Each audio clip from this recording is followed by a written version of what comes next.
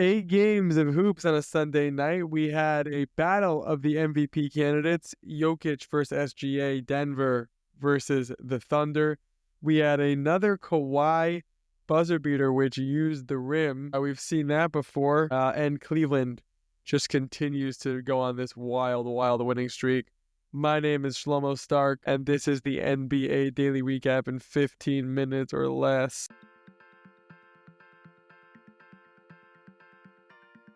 Levy, what's going on? Glorious night of hoops.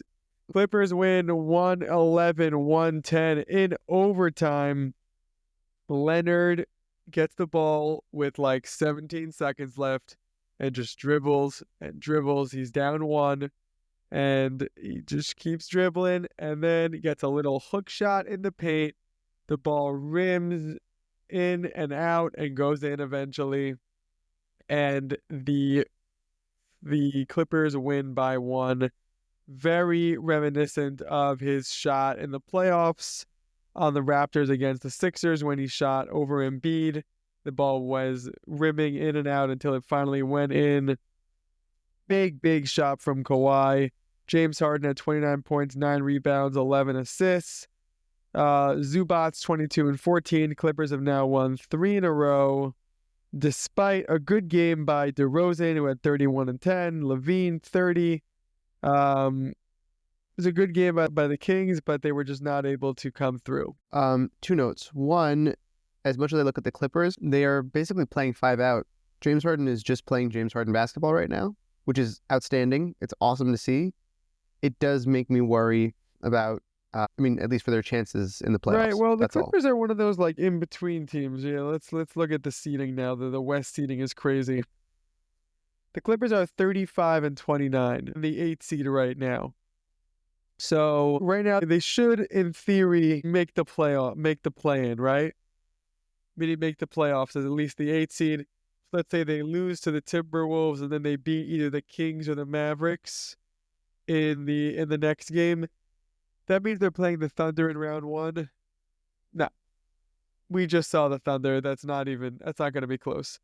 And I'll be honest, let's say they play the Lakers and they somehow beat the Timberwolves in that playing game and they play the Lakers in round 1 or the Nuggets, I also don't have much for them. So yeah, I'm worried about them. They're a first round exit. I don't see a world in which they upset, but that's okay. Well, I don't know. I guess it's not okay if you're a Clippers fan, but it's okay for me. What's your second note? Yeah. My second note is that I was watching, and this could lead into our second game, kind of a good segue. As I was watching SGA last night, it made me realize that I think that he's like the guard version of what Kawhi was on the Raptors. The guard version of what Kawhi was. I'm like thinking about what you're saying on the Raptors. Okay. He just moves at a different pace than everybody else, and he fits into the offense very, very efficient. Like he's a excellent scoring option, but it's not like a ball hog. It's like just a very effective offensive player. I like the call. I respect the call. No, he's phenomenal. SGA has been great. I guess let's just transition to the next game. Next, OKC beats Denver. This game was a really close game. We were talking about it last night because it was on at a normal time in Israel, so we were both watching. And it was just, I was like, I think Denver's going to win. They're up 6, they're up 5. Jokic is better than SGA. And then all of a sudden, you kind of predicted this. All of a sudden, the Oklahoma City shooters just got hot, and it turned from like a 4-point game to a 20-point game in seconds. And OKC the entire game was playing phenomenal defense.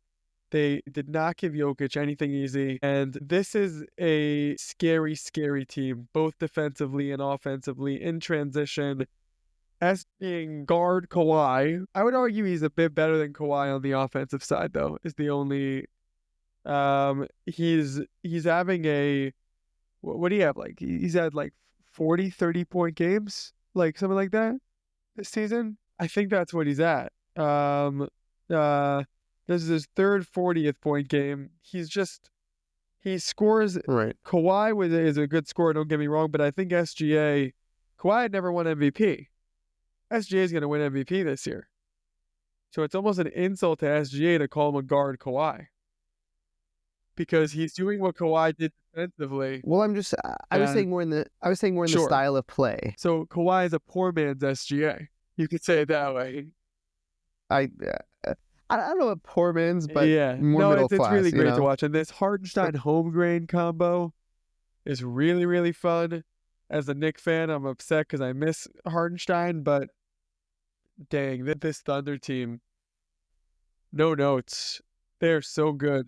It's also really fun to watch what Hardenstein like provides for them as a rim protector, because it also allows Chet to like roam on defense a little bit more. They were saying that Aaron Gordon was out, right? He's a very, very good top of the key primary defender. Athletic could kind of more stick with SGA if, anybody can really do that. Having Chet be able to kind of help out while keeping Hartenstein in the middle really makes his team incredibly dynamic. Totally agree. Totally gonna agree. be- I love the two of them. I love the Thunder's defense. It's great. And their transition scoring. Next, Cleveland beats Milwaukee 112 to 100. Cleveland now has their 14th consecutive victory, and it's time for conspiracy Shlomo, to quote Bill Simmons. The two best teams in the league, without a doubt, are the Thunder and the Cavs. Agree or disagree? Without a doubt. I don't think the league will allow a Thunder Cavs finals. The ratings would just be so bad. The teams are so small market, like nobody cares about the Cavs and Thunder. Something's gonna happen. I don't know what it is. Maybe a reffing controversy, maybe a crazy upset. We shall see. But and it might take care of itself if Boston just beats Cleveland. But I'm flagging it here. We're not gonna have a Cleveland OKC finals, because I'll tell you what, the last time we had something similar was a Milwaukee Phoenix finals, which was definitely the most boring finals in recent memory that no one cared about. It's almost like an asterisk finals, because like I'm like, oh yeah, like I guess Giannis is a title. Like nobody cared. I barely watched that. After that finals, I almost stopped watching basketball. I was like, do I care anymore about the league? That's my prediction. It won't happen. The league won't allow it. I hear you. My counterpoint is we've had too many times in the past few years teams that are not the same skill level, and that's made for kind of boring I want it to finals. happen. Sorry if I didn't make that clear. I think it's the best finals from a basketball standpoint. Will be both pretty young teams. Mitchell versus SGA, Mobley versus Holmgren, like Allen versus Hardenstein, Jalen Williams versus everyone. I'm here for it. I just don't think the league will allow it. Next, Memphis beats New Orleans 107 to 104. Ja Morant and Desmond Bane helped the Grizzlies hang on. Morant scored 32 points. Bane scored 30 points. And New Orleans, they had no Zion, no McCollum. Just once they trade Ingram now, like their team just looks so funny. It's like Jose Alvarado, Jordan Hawkins, Trey Murphy, Olynyk, and Missy as their starting five. Like, yeah, that team's going to lose to Memphis. I have no further analysis on this. Ja is turning it up a bit, so I'm interested to see what happens in the next couple of weeks. Let's see. Sure. Yeah. He's playing more. He's played more back-to-back games, whatever. He also had a near everyone was calling it a near dunk of the year competitor last night. Next, Detroit beats Portland 119 to 112. Cade Cunningham with a great game again, 28 points. Scored that on. Sorry, Tobias Harris scored 20 on 9 of 13 shooting, and Jalen Duren finished with 18 points and 12 rebounds. Pistons have just looked so good these last few weeks. They're going to be so scary in the playoffs. I am officially nervous about them in the playoffs as a Knicks fan. Isaiah Stewart, 5 blocks. Yeah, I just think that they're looking like a really complete competitive team. Also, they play with energy. They play with a lot of pace. So it's also like they're a fun basketball team to watch. Next, Phoenix beats Dallas 125 to 116. Similar to the Pelicans, this Dallas team starting five is pretty sad to look at. We have Kessler Edwards, Najee Marshall, Max Christie, your guy, Klay Thompson, and Brandon Williams. And again, it's kind of the same, no further analysis of when that's your starting five, You're going to lose to Kevin Durant, who scored 21 points, Devin Booker, 24 points, Bradley Beal, 19 points. Not a great team, Phoenix. Mavericks are still ahead of them in the standings, but they're, whatever like poetry in motion in the negative sense is, like literally I put myself through. I watched this game last night, and every quarter or so, the Mavs would be down another player. Like literally, I watched Dwight Powell and Kessler Edwards, I think his name is, like slam their heads into each other, going for a loose ball that was really gone, and like both started bleeding, and all of a sudden they announced that Brandon Williams also was out after the half. He had a hamstring injury. Like they're just falling apart at the seams. And the Suns had such a hard time putting up anything against them. And that's like crazy to me. This is a team with Kevin Durant and Devin Booker. Like it's just, they're trading Kevin Durant this summer. It's gotta be. They gotta. maybe. We're not sure, but yeah. I don't know what Phoenix does, because who is paying the price they want for Durant? I think there's a lot of teams that would, if I'm being honest with you. I think there are actually a lot of teams that would love to have Kevin Durant on their They team. don't want pick. So I what's get the it. trade? I get it. Raptors. I think they're gonna take like, what is it, Scotty Barnes? And No, I don't think they give Scotty Barnes, but I'm saying they have a lot. Think about a team with a lot of young talent, or the Rockets. it's the Rockets. Yeah, you got me there. It's the Rockets. But I also think that, if I'm being honest with you, this is my really hot take. They're going to want to keep Devin Booker for as long as they possibly can. I don't think that he's a winning basketball player.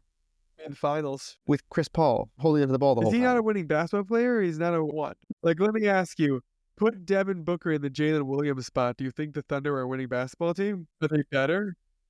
You think they're I think worse? they're winning a lot less. No, yeah, for sure. I think Jalen Williams is a very unselfish player. Each Thunder player they've managed to find through the draft, and it's not just because I'm a Thunder fan. Like just watching the same way that, like right now, the Cavs are the same way. Like Donovan Mitchell had to figure out how to fit into that role. Each player that is on those teams is committed to playing team basketball, but also their skill sets are very set for it. Devin Booker is not as big as. If you put Devin Booker in the Damian Lillard spot, are the Bucks better? I still don't think so. I don't think they can primary ball handle the same way that Damian Lillard can. I think that, to be honest with you, the Bucks are not in a great position anyways. But I think Dame, meaning I guess where we disagree is I think Booker's better than Dame, and I think Booker's better than Jalen Williams. I agree with you. That's not the argument I'm making. I'm saying I don't think that on a winning team. Right, like there was a whole big thing about Devin Booker is in the Olympics, he played defense. And everyone was like, whoa, Devin Booker playing defense.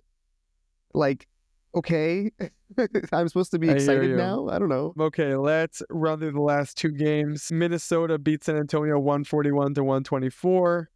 Anthony Edwards scored 25 points. Fifth straight victory. Big night for the Timberwolves because they're starting to show that they are good. And Philly gets a win. 126-122. Grimes scored 25 points. I got him from you in fantasy. Once we're talking about fantasy, that was nice for me. I have no notes on these games. Just like Philly and Utah are terrible teams, and Minnesota is better than the Spurs.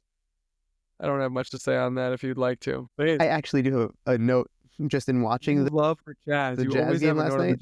They listed. Tell me about how Kyle Flipowski is one of the greatest people of all time. Tell me.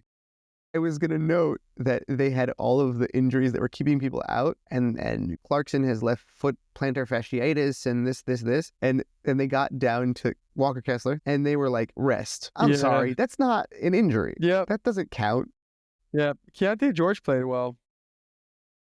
I think that you know what I realized what it was. They invested in having a lot of role players. They don't have any stars. They got a lot of role players, and this is going to be one of those teams that you'll see.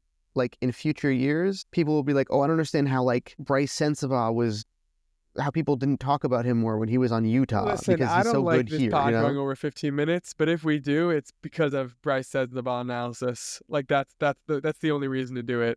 So I really appreciate that. That was the NBA Daily Recap in 15 minutes or less. I want to thank you, Levy, for just co-hosting with me every day. Just appreciate you, man. Yeah, it's really, really fun. I want to thank you, Max, for producing. I want to thank you for listening.